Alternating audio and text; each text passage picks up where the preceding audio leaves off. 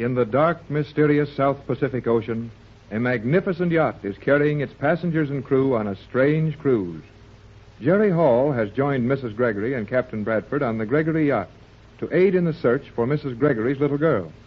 Lost at sea when a baby, the girl has been reported living on a mysterious island. The yacht was anchored off a bank of what appeared to be fog, but was not natural fog. With the aid of apparatus designed by Captain Bradford, Jerry and his friends have looked over the fog and down onto the island. It is now after dark. The yacht is being drawn through the weird ring of fog, drawn without a sound toward the magic island. But Jerry, how could we be pulled to the island by the same magnetic force that was pushing it away from it an hour ago? Well, you see, Mrs. Gregory, magnetism works both ways. Maybe I can't explain it right, but anyhow, a magnet can either be fixed to attract or repel. Is that what I'm trying to say, Captain Bradford? Well, at least you're heading in the right direction, Jerry. It's a poor electrical engineer that can't do tricks with an electromagnet and plenty of power. Electrical engineer? I thought we'd find a tribe of savages on this island, if we found anything. Yeah, that's what I figured, too. That old sailor, you know, who lived on this island or visited or something, and then got away, he reported that he'd seen a little white girl living here with a strange race of savage people. Well, I'm not so sure of that, son. Remember, we got the story over our shortwave in Los Angeles. At the same time, you got it over yours. And if I remember rightly, the report said a strange race of people, not a savage race. Tex is right, Jerry. It did say a strange race. Of course, we naturally thought of savages as the only sort of people who might be living unknown to the rest of the world. Well, we know now that the people who made all these scientific things we're running into are not savages. It looks to me like they know a whole lot of things we don't. No doubt about it. And while we just stand and talk on this deck, a heavy yacht with 800 horsepower motors is drifting helplessly into something we know nothing about. Well, let's quit talking and do something. We're drifting into that island pretty fast now. We're inside the fog ring now. Oh, if only it wasn't dark. We'll hit the island pretty soon. But, well, we're going slow. I guess it won't hurt the boat. There's not a sound from anything. Can't even hear a ripple of water. This water is oiled or treated with something to hold it still on the surface. I can see a little light ahead. There's a yellow glow all over in front of us. Nothing we can see distinctly, though. We're slowing up. The boat is barely moving. Look, Tex. Can you see an outline there? Where? No. Where, Mrs. Gregory? Just off the port beam, Jerry. No. I don't see anything. I do now. You're right, Pat. Look over here, kid. There's an arm jutting out right alongside the rail. Golly of whiskers. It looks like a dock. We're drifting right up to it. Not drifting. Don't forget, son. We're being pulled.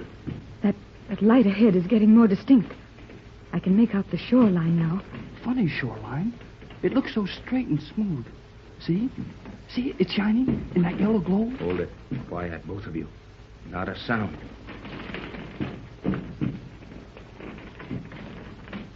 We're rubbing against a dock, or a pier, or a landing of some kind. I thought so. And the boat has nearly stopped. It has stopped. We're not making any headway. But the stern is swinging in near that landing. Gee, the boat acts as if it had a shoreline, and we're being snubbed in. We are being snubbed in, and without a line. This yacht is being warped against that dock by the same force that pulled us through the fog bank and into this shelter. But why don't we see somebody or something? Or hear something. Gosh, any kind of a noise would sound good right now. Hey, we stopped. We're hard against the thing on the port beam. Yes, we're here. And I'm afraid, Jerry, my boy, that we're actually on your magic island, whether we want to be or not. Want to be? Why, Tex, we've come thousands of miles to find this place. And my little girl. Do you think we'll really find Joan here, Captain? Like the old sailor said? We're liable to find most anything here. Then let's start looking for it. You better go into your cabin, Pat, and stay there while Jerry and I have the first look around. I should say not. Wherever you two go, I'm going. Where are we going, Tex? We're going to step out on that dock, or ramp, or whatever it is, and see what happens. Oh, boy. Let's go. Steady, son. You go back and tell the skipper to stand by. Tell him he can quit worrying about his anchors. We're fastened to this island until someone else wants us to go. Yes, sir. And Jerry, tell the skipper to look sharp and give us a signal if anybody boards him. I'll be right back, sir. Oh, Tex, What do you think we'll find here? What's going to happen? What manner of people live here? Hold on now, Pat. You know as much about all that as I do. We'll just have to ease ashore and keep snooping around until we find something. Or something finds us. You better stay aboard, Pat. I'm not afraid. That is, of course I'm afraid. Horribly afraid. But you're all here because of me. It's my little girl we're looking for. And I'll go wherever you go. All right. You're the boss of this expedition. Everything's shipshape aboard. I gave your orders to the skipper, Tex. Any comments from him? Well, he looked plenty worried, and he didn't even say as much as he usually does. That would be only one word at a time. This time he just nodded his head. All right, now here's our situation as I see it. There's no use making any plans as to what we intend to do, because we haven't the faintest idea what conditions we'll find when we get ashore. Now, we'll just step over on that landing there, keep close together, and walk toward that yellow glow of light. Whatever you say, Tex. Aye, aye, sir. All right, now. Over the side. I'll go first. All right, Jerry, come over. Now, Pat, give me your hand. Now, all stand still for a second. Try to get your eyes accustomed to this yellow light. What there is of it. I can't see any better now than I could when we first saw that yellow light. Neither can I. And yet, I can. There's something weird about that light. I have an idea there'll be something weird about everything we see for some time to come. Now, Jerry, you walk on my right here. Pat, you on my left. Both of you stay close enough that we can rub elbows as we walk. And stay close. Now, let's start slowly and carefully toward that yellow glow. Neither of you speak until I tell you to. Ready? I am. Yes, Tex. Not a sound. Here we go. And walk quietly.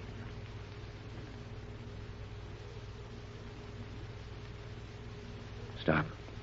What is it? Did you see something? No, and I didn't hear anything. That's what's wrong. Well, what did you expect to hear? Our footsteps. I felt this landing with my hands when we came off the yacht. And if I ever felt any before, it's made of concrete. But here are three of us, walking at a fair pace. I have on heavy boots with leather heels, and yet we didn't make a sound. Oh, that's right. Well, wait till I feel this stuff with my hands. You're right, Tex. That's concrete, all right. But when I felt it, I slapped it good and hard. It made almost no sound. Gee,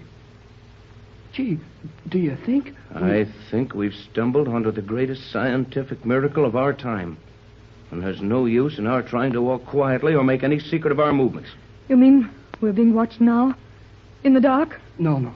The captain means we're being watched by somebody who can see through this yellow haze, just as easy as we could see in broad daylight. No doubt about that, son. This island, if it is an island, is years ahead of anything we have ever known. And it has people on it that know things we never dreamed of. Could this all be artificial? The island, the fog, this light? Yes, it could be. And it is. For the simple reason that it couldn't possibly be natural. Golly whiskers. Well, what can we do? We can only do one thing, Jerry. Keep walking toward the center of that yellow light. Come on, then. I'm nervous and anxious to get it over with. I can't even see as well as I could. Say, wait a minute. That's funny. What's up, Jerry? That yellow light. Look, behind us. What? Why, the light has moved. The center of it is behind us now. Yes, and if you look to the right or left, you'll see the center of it there, too. But the center of it couldn't be all around us. It has no center. That yellow glow is perfectly diffused all over this area. Then maybe we're not walking toward the light at all. We're just walking through it. What if we walk off the edge of something here? Now, here, you get in the middle, Pat. No, I'll stay in the middle. You two are much lighter than I am. And if one of you slips off of something, the other two of us can pull you back onto this stuff we're walking on. Wouldn't you think we'd hear something soon? Yes, or see somebody. This has got me breaking out with ice water freckles. Maybe we'd better stop and think it over again. Getting scared, Jerry? You bet I'm scared. So am I, Jerry, but we may as well go on until... Oh.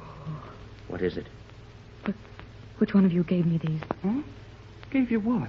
I gave you nothing. What do you... Huh? Well, why hand them to me? What are you two talking about? Pat just handed them to me. I did not. I still have the ones you gave me. Hey, now I've got them. Where did they come from? Pat, Jerry, steady now, both of you. Just answer my questions one at a time. Okay. Yes, Tex. Jerry, have you got a pair of glasses in your hands? Yeah, sure. Mrs. Gregory just handed them to Why, me. Jerry, you handed them to me. Quiet.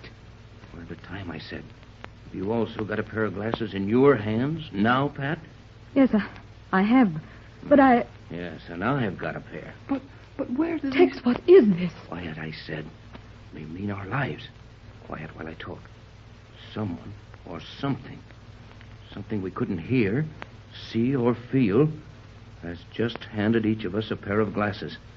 There must be a reason for that. Well, I don't want to find out what it is. Oh, Tex, what have we gotten into? You know about as much about it as I do. There's only one thing to do.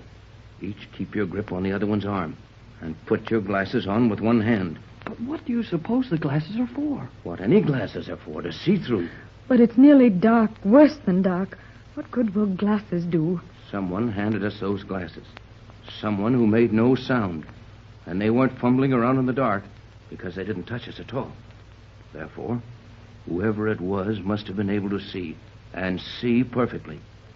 I think the time has come when we'll be allowed to see our surroundings. I'm putting mine on. Me too. But I'm shaking so I can't find my face. There now. Now, just stand still and... Well, it's getting lighter. No, it isn't. It's the glasses. I'm beginning to see. Take it as calmly as you can. No matter what you see, it won't help any to crack up about it. Tex, look. Right beside me. They're almost on top of us. Look, there. Over there.